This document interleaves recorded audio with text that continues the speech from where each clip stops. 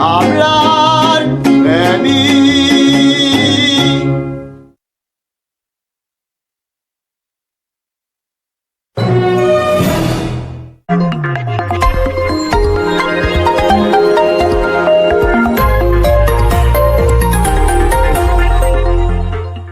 Teknolojide dönüşüm sadece tek makineyle değil, tüm seriyle olur. Arçelik'ten yeni bulaşık makinesi serisi. Yani Seni düşündürmeyen teknoloji. Şimdi Monster zamanı. Tüm kartlara peşin fiyatına 12 taksit fırsatıyla canavara sahip ol. Detaylar Monster deneyim mağazaları ve monsternotebook.com'da. FETÖ yurt dışı muhteşem konuklarıyla başlıyor. Kıbrıs kumsallarında indirimlerin keyfini süren Özerler. Avrupa turlarını kaçırmayan Aslı ve Fatih. Worldbomb fırsatlarıyla uzak doğuyu yakın eden Selin. İster vizeli ister vizesiz birbirinden harika yerler. FETÖ güvencesi ve fırsatlarıyla keşfedilmeyi bekliyor. Pasaportlar hazırsa başlıyoruz.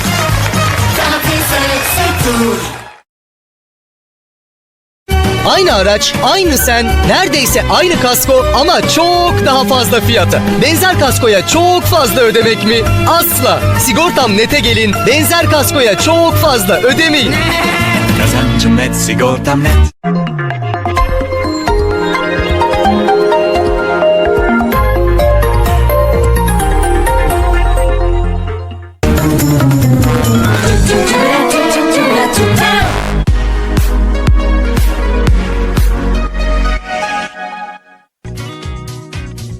She's an Oscar-nominated actress, occasionally a model, and one of the world's most desirable women. Am I? I don't know. Of course, we're talking about the one and only Keira Knightley. The otherworldly beauty does know exactly what it takes to light up a red carpet. Take the 2006 Golden Globes, for example, where a fresh-faced Keira wowed in a white Valentino number. The following year, the British starlet hit the Venice Film Festival to promote her movie Atonement and upped her fashion game, wearing a heavenly Chanel couture dress with a glittery pink bow cinching her waist. As an ambassador of the French fashion house, the brand is often her go-to choice. At the 2010 London Film Festival, Knightley didn't let the cold stop her from looking her best. Spectators chanted her name until she eventually appeared in a Chanel dress with beaded details draped over the chest, shoulders, and back. Back in Venice in 2011, presenting a dangerous method, the brunette beauty turned heads in a gold embroidered Valentino couture gown, proving that you don't necessarily have to show some skin to get attention. For the LA premiere of Anna Karenina, Keira had Erdem create a custom mint green satin gown with blue lace embroidery. The stunning starlet paired it perfectly with Chanel diamond earrings and a pop of pink at the lips. In Toronto in 2013, Knightley was the toast of the International Film Festival in this calf-length strapless print dress. She somehow always picks the best designers. Thank you very much. I'm wearing Mary Katranzu. Promoting her 2014 thriller Jack Ryan Shadow Recruit, she kept things somber, donning a navy Chanel frock with white bow accents.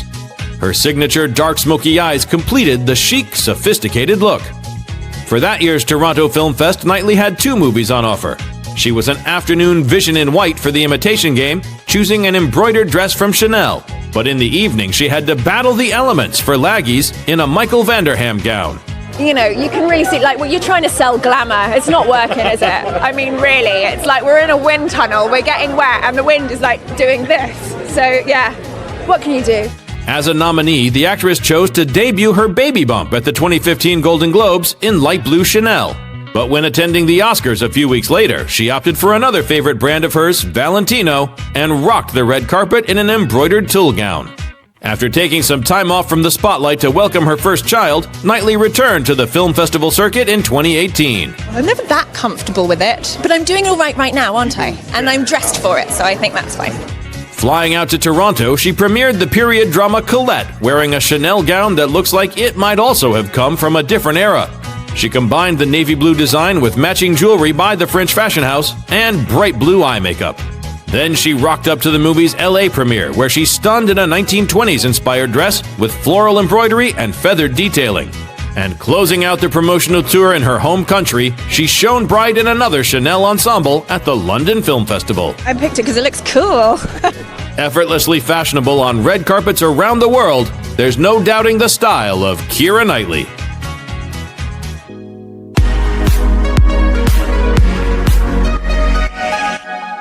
I knew what I was accepting when my passage out here was paid. To marry a man I'd never set eyes on before. I like the look of you.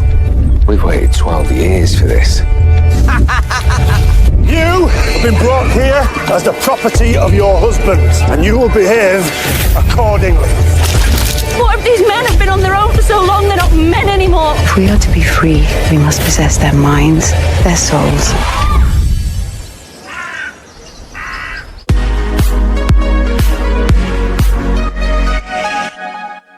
New Zealand director Peter Jackson began making short films as a young boy. After school, he landed a job at the local newspaper to save up for a 16mm camera.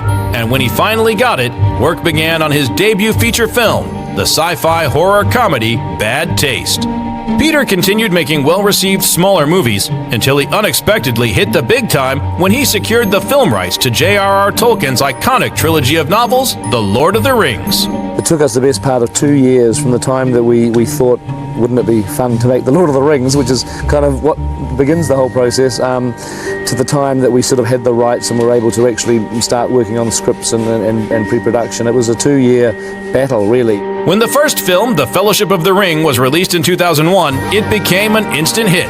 But Jackson's focus was already on the next installment, The Two Towers, and on staying true to Tolkien's original vision. We wanted to take what was obviously important to his heart when he wrote the books and present those on the screen. Themes of nature and the destruction of the environment, and a lot of quite modern ideas actually are in his books. The three movies combined raked in almost $3 billion and took home 17 Oscars. The director, however, was determined not to let success make him complacent. I mean, no matter how many Oscars you win or how much money the films make at the box office, it's always difficult to try to make any movie the very best film it can be. In 2005, Jackson returned to cinemas with an equally epic adaptation of King Kong, before making a total change of tone with the supernatural drama The Lovely Bones. I felt a little bit like I was repeating myself, or in danger of repeating myself after Rings and King Kong. So I'm certainly happy to go back to fantasy films again, but this was a lovely, difficult little project to have to figure out. But Jackson did return to Middle-earth in 2010 when he was unveiled as the director of Tolkien's prequel, The Hobbit, once again splitting the story up into a trilogy. I slipped into it easier than I thought I would. I didn't know what to expect, but as soon as we started shooting, it was like putting on a comfortable old sweater. In November 2012, Jackson arrived home in New Zealand to unveil the first chapter, An Unexpected Journey. It was an experience he didn't quite know how to handle. I think I'm a very unlikely hero and a slightly uncomfortable one. You know, I'm just as happy to stay at home with a good book and have my feet up in front of the fire. It's not a role that I seek out. The Hobbit films were also huge successes, largely due to Peter's insistence that despite all the special effects, the movies are really about the characters. One of the things we found is when we're editing a battle scene, if we go for more than 2 or 3 shots without seeing one of our principal characters, you can actually feel the battle getting kind of boring.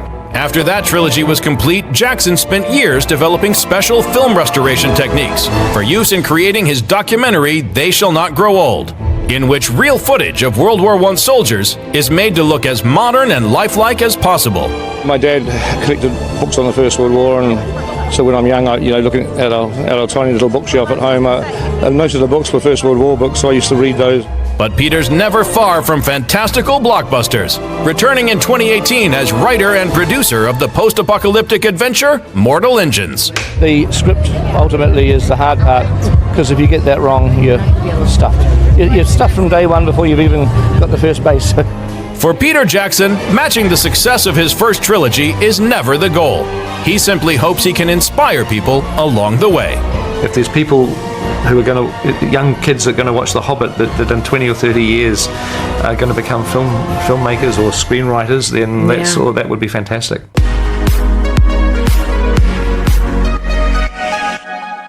Gonna be okay.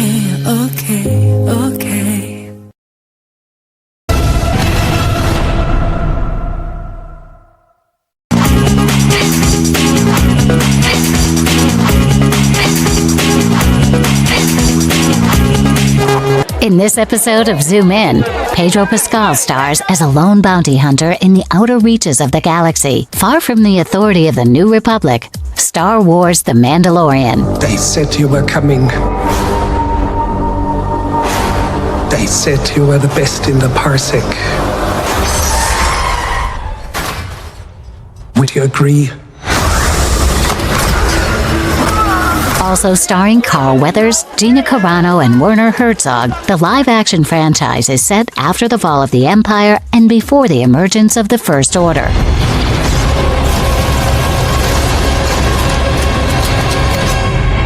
Bounty hunting is a complicated profession.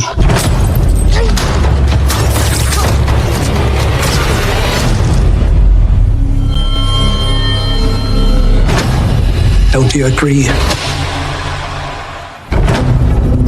Distributed by Disney+. Please lower your blaster. Have them lower theirs first. We have you 4-1. I like those odds. Production budget $100 million. Is the world more peaceful since the revolution? Directed by Jon Favreau, Bryce Dallas Howard, and Deborah Chow.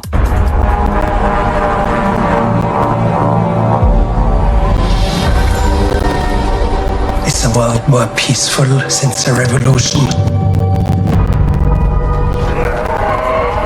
It is a shame that your people suffered.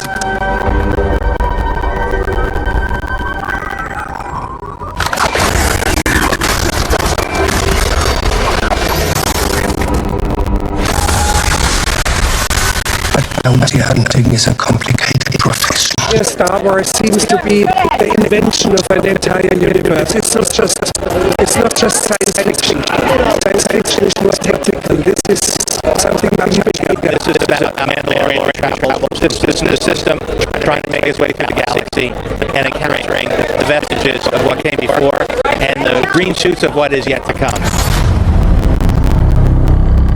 Jack de Gratu!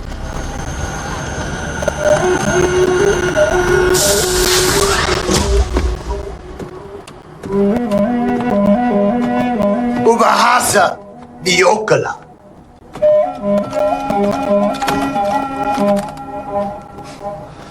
Atuta Bando.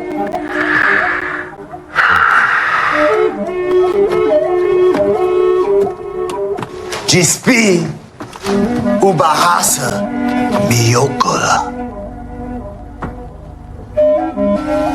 He says you spilled his drink.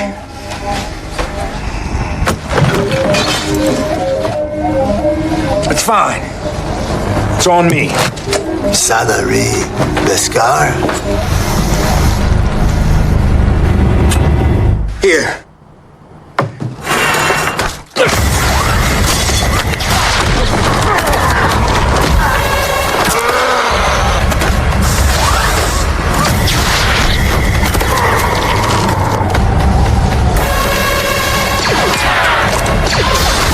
I love that this is new, all new characters, all new, like, so many places that we can take this. I think that was actually one of the really interesting things about the project is it was different. It's a new period. It's new characters.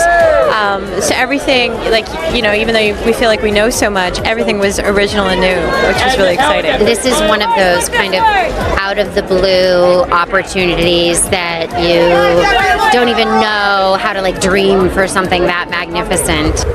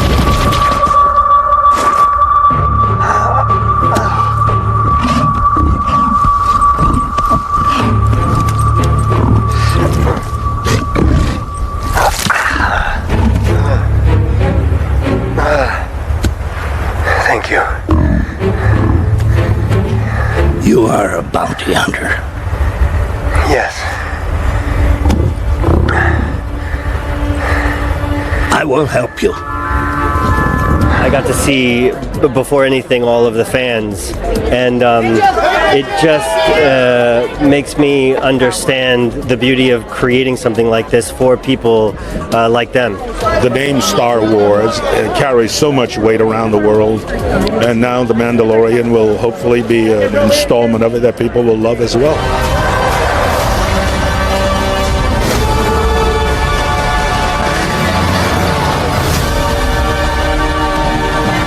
Mandalorian, look outside. They are waiting for you.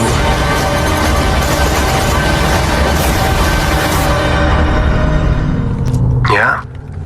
Good. So that's a wrap on Star Wars The Mandalorian. See you next time we zoom in.